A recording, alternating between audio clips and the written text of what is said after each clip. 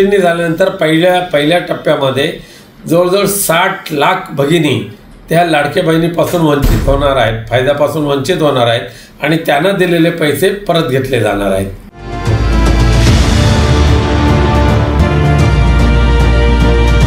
जे नियमात बसत नाही त्यांनी स्वतःहून आपली नावं जे आहेत काढा म्हणून सांगायला पाहिजे. आणि जे पैसे दिले गेले ते आता परत मागण्यात काहीही अर्थ नाही.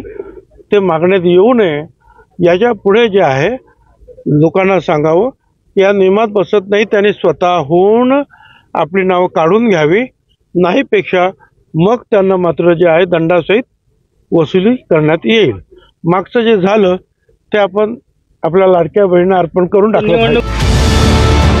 योजनेचा लाभ घेत असेल तर त्यांच्यावर येणाऱ्या काळात कारवाई केली जाईल असं काल छगन भुजबळ बोलले.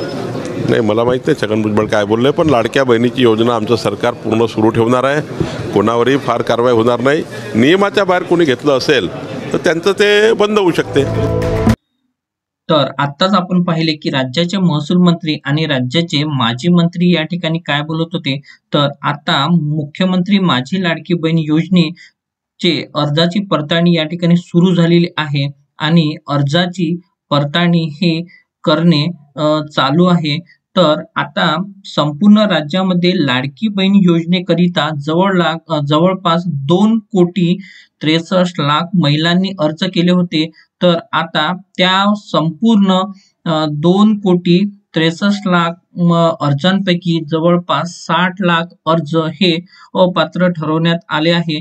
तर अपात्र ठरवण्यासाठी या ठिकाणी काही अटी ह्या दिलेल्या आहे. जर तुम्ही या अटीमध्ये बसत नसाल तर तुम्ही या ठिकाणी अपात्र होणार आहे. अर्जाची पडताळणी करण्यामागे यामागे सरकारचा ज्या राज्याच्या तिजोरीवर जो पडणारा जो भार पडत आहे तर तो भार कमी करणे हा यामागे उद्देश या ठिकाणी दिसत आहे. कारण ज्या वेळेस निवडणूक सुरू होत्या त्यावेळेस सरसकट अर्ज हे दाखल करण्यात आले आणि आता सरकारला याची जाणीव झाली आहे की आता हा पडणारा भार तिजोरीवर कसा कमी करता येईल. तर यासाठी अर्जाची पडताळणी या ठिकाणी सुरू झालेली आहे. तर काही बहिणींच्या मनामध्ये हा या ठिकाणी प्रश्न उपस्थित झाला असेल की आता कुठल्या महिला पात्र आणि कुठल्या महिला अपात्र असणार आहे.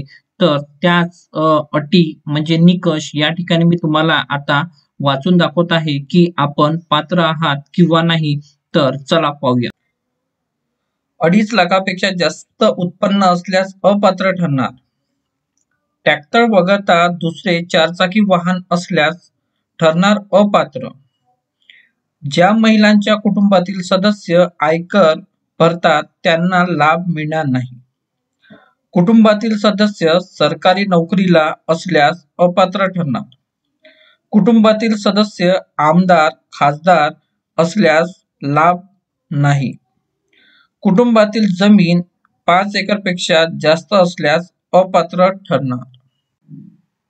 तर सरकारकडून अशा स्वरूपाचे निकष म्हणजेच अटी या ठिकाणी लावण्यात आलेल्या आहे.